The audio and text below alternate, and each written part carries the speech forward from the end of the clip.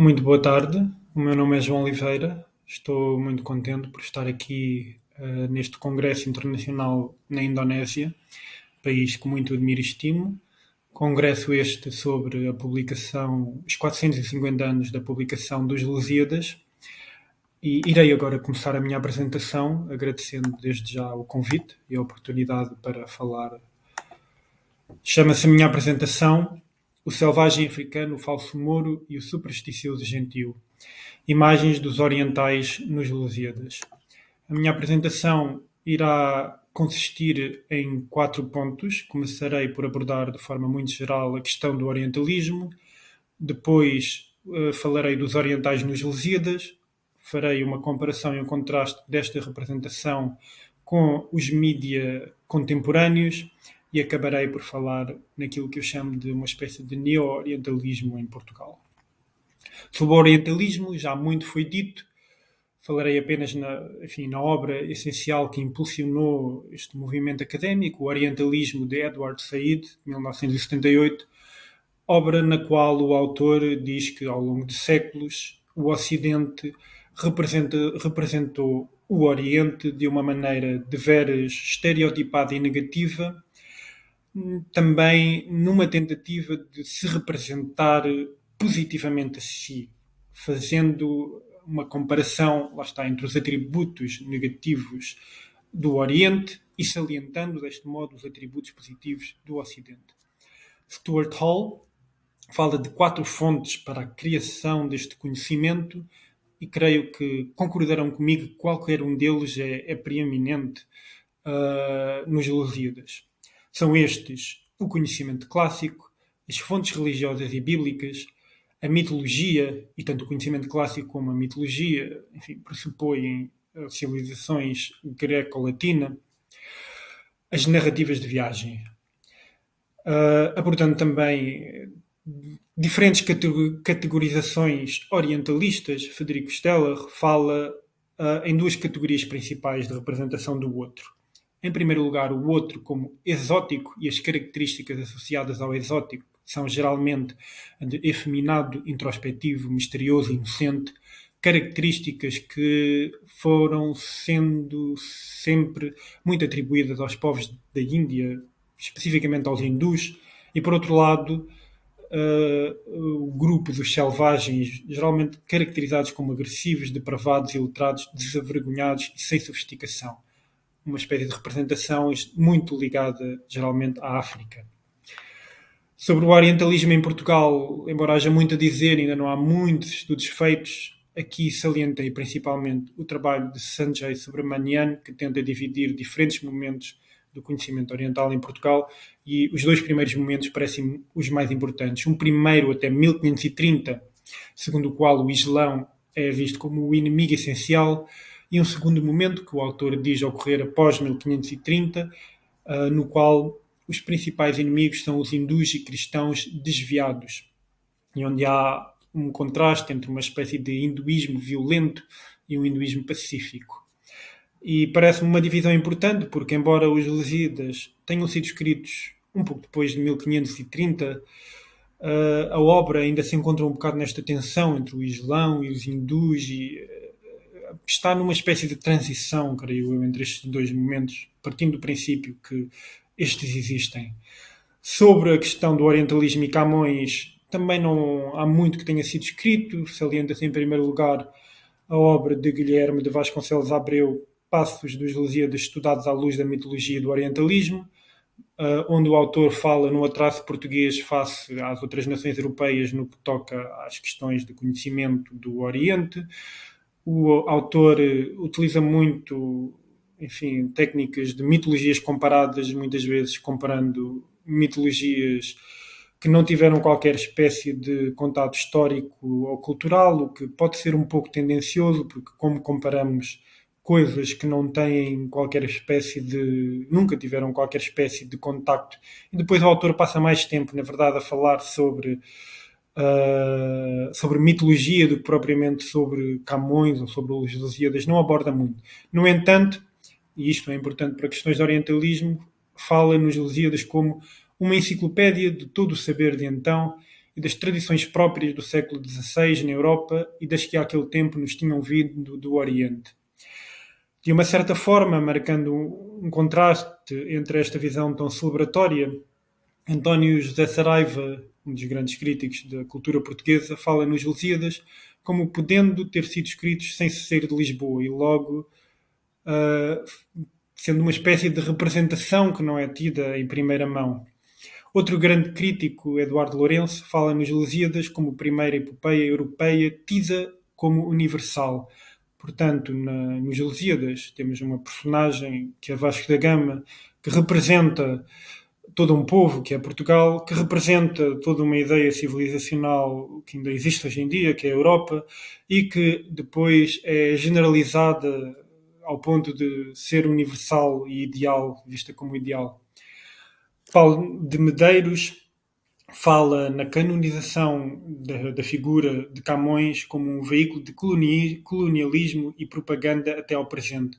E relacionada com esta ideia, a historiadora Marta Pacheco Pinto fala de vários momentos em que esta propaganda se espalhou ou foi afirmada e, mais uma vez, creio que qualquer um destes momentos pode ser, direto ou indiretamente, relacionado com Camões e os Lusíadas. Para começar, o 300º da morte de Camões, o 4º centenário da descoberta do caminho marítimo para a Índia e o 5º centenário da tomada de Ceuta e 4º de Afonso de Albuquerque, que ocorreram no mesmo ano.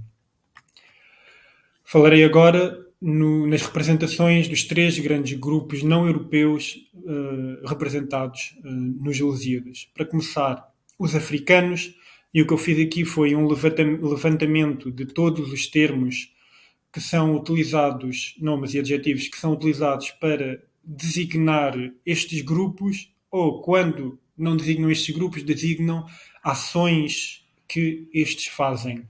Portanto, são termos que são utilizados pelo menos uma vez relacionados com este grupo ao longo dos Lusíadas.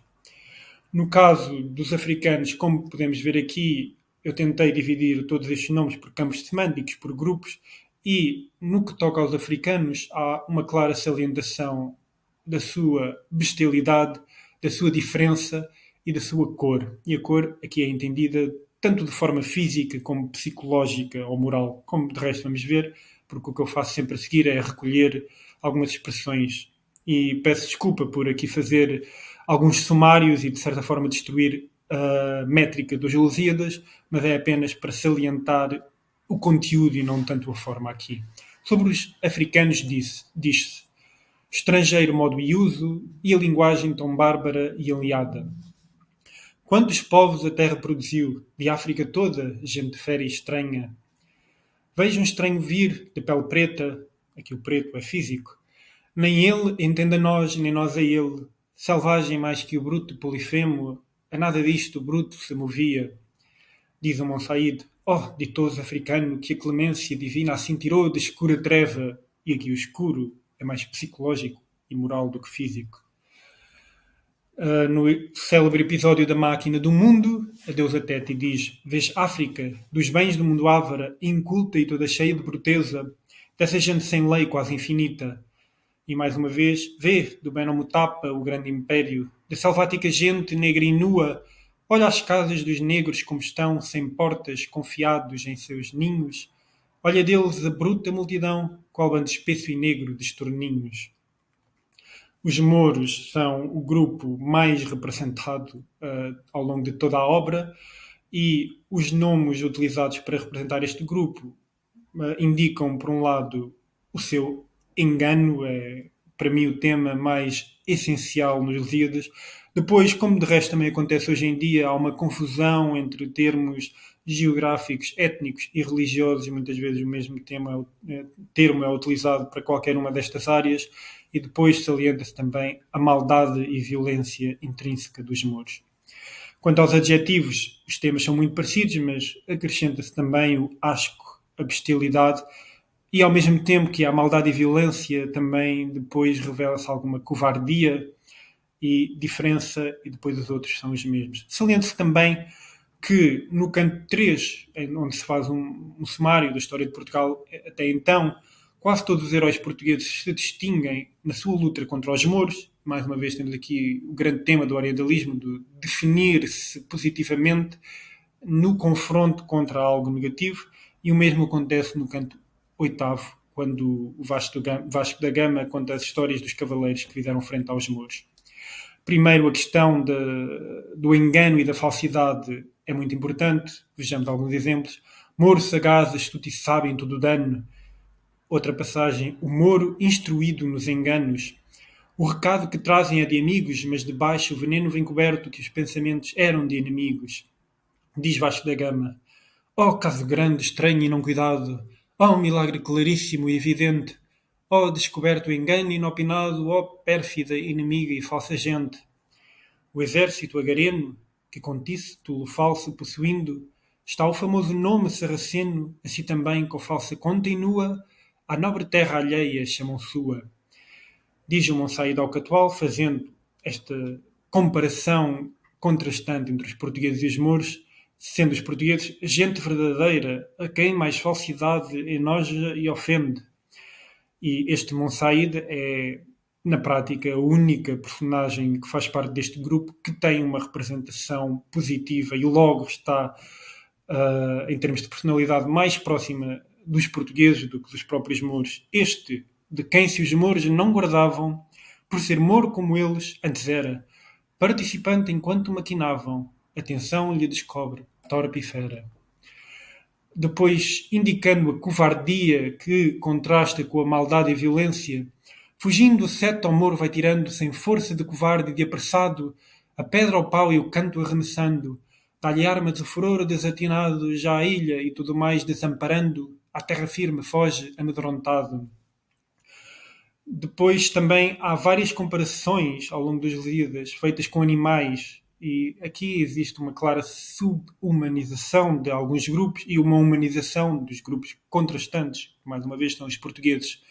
Não sofre muita gente generosa andar-lhe os cães dentes a mostrando, e aqui há um claro jogo de palavras dentro do termo cão, enquanto definindo um líder turco-mongol, o termo Han, e o cão, o animal.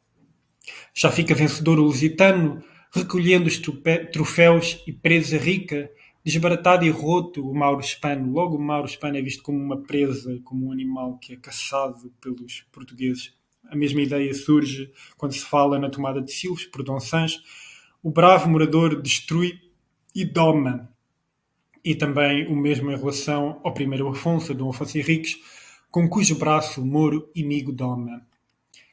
Os gentios, isto é, os hindus, são principalmente caracterizados pela sua religião. Diz-se que são agoreiros, diabólicos, gentílicos, idólatras, supersticiosos, mas contrariamente aos mouros, não há uma condenação tão grave da religião como sendo intrinsecamente má e violenta e mesmo falsa, mas a descrição que se faz dos gentios revela mais a estranheza e mesmo o exoticismo que os portugueses sentem perante esta cultura tão diferente. Portanto, os gentios são vistos de uma forma talvez mais inocente.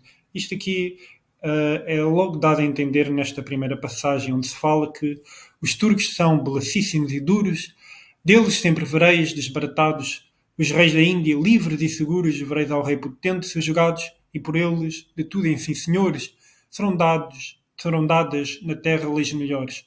Portanto, os gentios não são belacíssimos e duros, são livres e seguros, e serão alguém a quem simplesmente serão dadas leis melhores.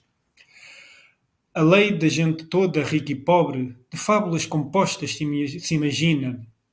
Desta sorte, o judaico, povo antigo, não tocava na gente de Samária, mais estranhezas ainda das que digo, nesta terra vereis, diz a Savária. Aqui, em relação às castas, mais uma vez fala-se de fábula, é tudo muito estranho, tudo muito exótico. Há inclusive uma comparação com, enfim, os povos bíblicos, mas não há uma condenação tão forte como acontece com os mouros. E agora várias descrições, lá está, exuberantes, que quase poderiam ter sido tiradas das traduções dessa grande obra orientalista que são As Mil e Uma Noites, e onde há uma clara tónica posta nas sensações exóticas que os portugueses têm na Índia. Diz o Monsaíde: Sabei que estás na Índia, onde se estende diverso povo rico e prosperado, de ouro luzente e fina pedraria, cheiro suave, ardente especiaria. Jardins odoríferos formosos, altos de terros não, mas suntuosos. Edificam-se os nobres seus assentos, por entre os arvoredos deleitosos. Entravam já na sala, onde aquele potente imperador numa camilha jaz que não se iguala. De outra alguma no preço e no lavor, um pano de ouro cinge e na cabeça de preciosas gemas se adereça. Também existe a questão de os gentios serem falsos, mas não são intrinsecamente falsos como os mouros. Por outro lado, a ideia narrativa que se faz passar nos Lusíadas é que os gentios são falsos por causa da influência dos mouros, o que, na minha opinião, é algo extremamente interessante deste ponto de vista da representação. Mas os gentios são sempre vistos como inocentes e até ingênuos, infantis em geral. Vejamos estas seguintes citações. O rei, que da notícia falsa e indigna dada pelos mouros, não era de espantar-se se espantasse que tão crédulo era em seus agores, e mais sendo afirmado pelos mouros. Entendia o gama que o gentio consentisse, na má atenção dos mouros, torpe e fera. O que dele até ali não entendera. Era este catual um dos que estavam corruptos pela má ometana gente. Dele somente os mouros esperavam efeito a seus enganos torpemente. Pouco obedece o catual corrupto, antes, revolvendo, na fantasia algum sutil e astuto engano diabólico e estupendo. Podemos dizer que Camões, obviamente, era um autor vivendo na sua época e no seu espaço e que as coisas foram mudando. Como veremos, as coisas não foram mudando assim tanto. Já, enfim, séculos depois, e como veremos, de certa maneira, até aos nossos dias, as representações, talvez um pouco mais benignas, mas não mudaram assim tanto. Por exemplo, na sua obra Camões, de 1825, Almeida Garrett, utiliza expressões muito semelhantes àquelas que vimos, fala no jau supersticioso, no gentil rudo e no pérfido mouro. Relativamente ao modo como estas ideias se espalham por outras culturas, Mayhuizen diz num estudo de 2002 que existe uma continuidade cultural entre o Portugal do século XVI e depois o Império Britânico, a Grã-Bretanha do século XIX. Esta ideia, mais uma vez, da Europa como herdeira do Império Romano e estendida para um entendimento universal. Por isso, o que eu queria fazer agora era mostrar como é que estes mesmos grupos são representados nos mídias contemporâneos, nos mídias globais contemporâneos. Quanto aos africanos, li vários estudos que podem ser divididos por, enfim, meios diferentes, estudos relativamente à academia, à imprensa, à literatura, à televisão, à publicidade e à museologia. E a ideia que passa de representação de África em qualquer um destes meios é, mais uma vez, a ideia de escuridão. Existe, por exemplo, aqui na literatura um estudo que se chama A Construção do Continente Negro e desta ideia da metáfora do continente negro, como foi evoluindo na literatura, que já é uma representação que já vemos nos Lusíadas, a questão da pobreza de África, da falta de civilização, da bestialidade, da proximidade à natureza. Isto aqui vê-se, por exemplo, nos documentários muito difundidos na televisão portuguesa, do mundo selvagem. Parece que a África às vezes é um espaço completamente natural, sem qualquer espécie de civilização, como o conceito foi sendo desenvolvido no Ocidente, na Europa. E a questão de estagnação, o modo como, enquanto o Ocidente, a Europa, progride, a África está estagnada. Quanto aos muçulmanos ou árabes, mais uma vez, os dois termos são muitas vezes confundidos hoje em dia, embora muçulmanos se refira a uma religião e árabes mais a uma etnia. Existem estudos feitos sobre a representação na academia, na imprensa, principalmente, obviamente, depois de 2001, depois do ataque às Torres Gêmeas, e no cinema. E é muito interessante este estudo do cinema, porque é um estudo sobre a representação dos árabes em Hollywood, e o autor viu e comentou mais de 1000 filmes. E existe também um documentário com este autor, em que ele faz um sumário do livro e mostra vários extratos de filmes em que os árabes são representados. Fala-se muito no terrorismo, no fundamentalismo, no sexismo, no dinheiro, enfim, conseguido através do petróleo. Obviamente, a questão do sexismo e do dinheiro, do petróleo, não está presente nos Lusíadas, mas o terrorismo associado à maldade e à violência, o fundamentalismo associado à falsidade, está de certa forma já presente. E mais uma vez a estagnação. A estagnação é algo sempre muito importante e que ainda é muito salientado hoje em dia. Quanto às representações na Índia, que enfim é a minha área de investigação, no meu doutoramento e no meu trabalho, existem estudos de teor geral. Depois existem estudos feitos sobre a representação dos indianos na Grã-Bretanha, na Alemanha e na América. E se eu tivesse de fazer generalizações, diria que na questão da América se fala, por exemplo, muito no contraste entre a espiritualidade da Índia e o materialismo da vida ocidental contemporânea. Na Alemanha existe muita ideia lá está, na altura pré-nazi e na altura nazi, de procura de um modelo alternativo ao modelo semita e tentar ver a Índia como uma antiga civilização que é a raiz da civilização europeia e que era muito avançada. E na Grã-Bretanha, embora às vezes também haja esta ideia, a ideia de que a Índia do presente, da altura do Império Britânico, tinha degenerado e que era preciso a Grã-Bretanha levar a civilização e a educação e, por extensão, a civilização para a Índia. E hoje em dia fala-se muito também numa questão de reorientalismo.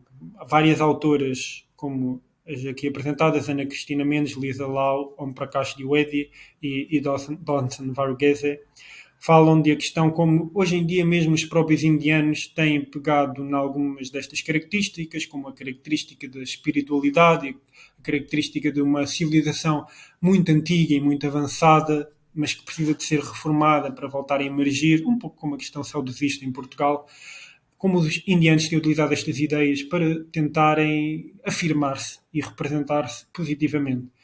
Portanto, as ideias que passam de representação da Índia nos mídias contemporâneos ainda têm muito a ver com questões de exoticismo, de pacifismo, inocência, tolerância, espiritualidade, sensualidade e uma grandeza passada contrastada com uma decadência moderna. E, mais uma vez, a estagnação é um tema sempre muito presente.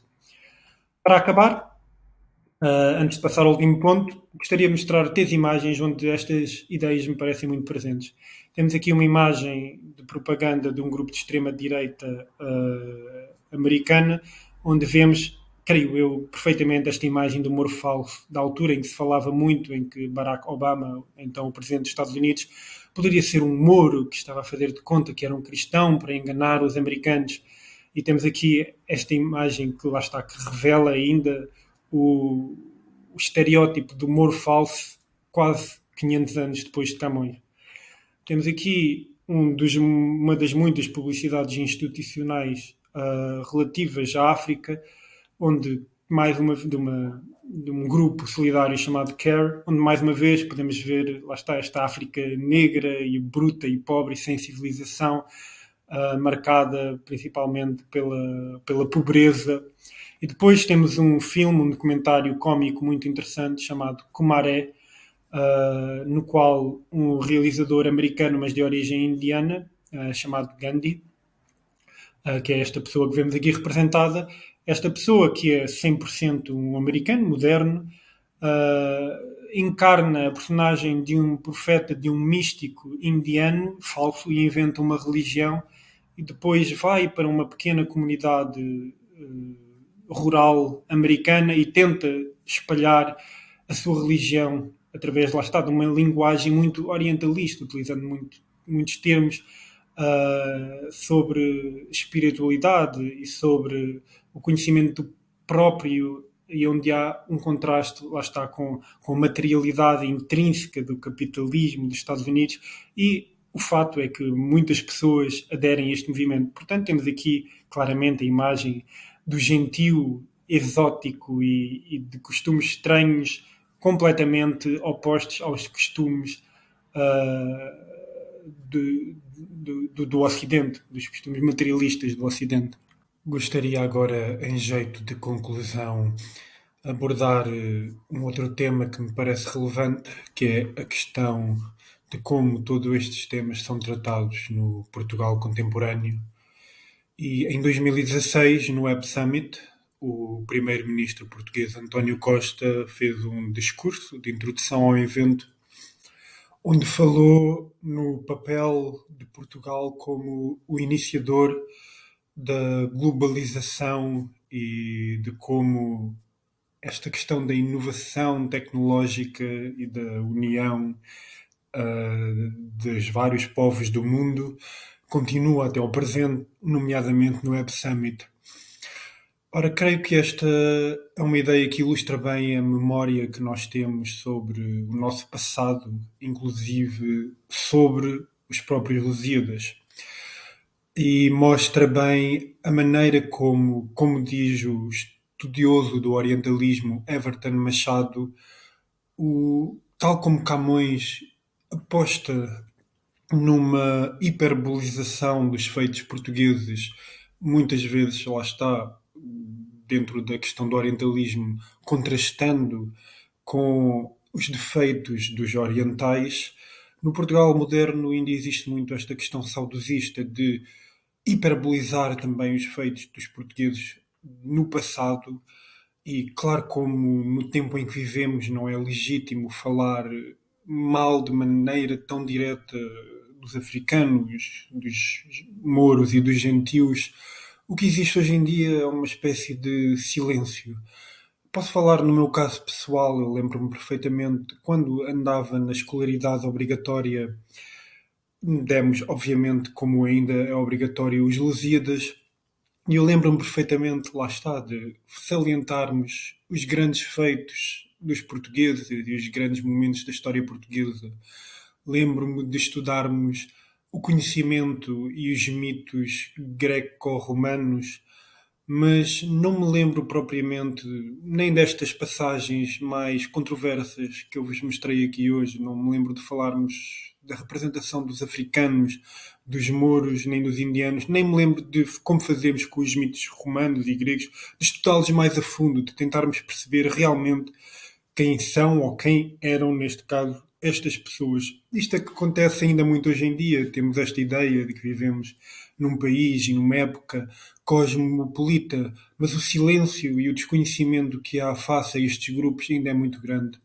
Poderíamos pensar que talvez na faculdade fosse um pouco diferente, mas a opinião e a abordagem que eu encontrei face aos estudos asiáticos em Portugal também revela um pouco destas relações tendenciosas, porque quando vamos estudar estudos asiáticos em Portugal, ainda há muito aquela ideia de que o mais normal a fazer-se é estudar a relação da Ásia com Portugal ou de Portugal com a Ásia, tal como acontece nos Lusíadas, em que são mencionadas as personagens e os povos e os lugares onde os portugueses chegaram e com quem tiveram contacto.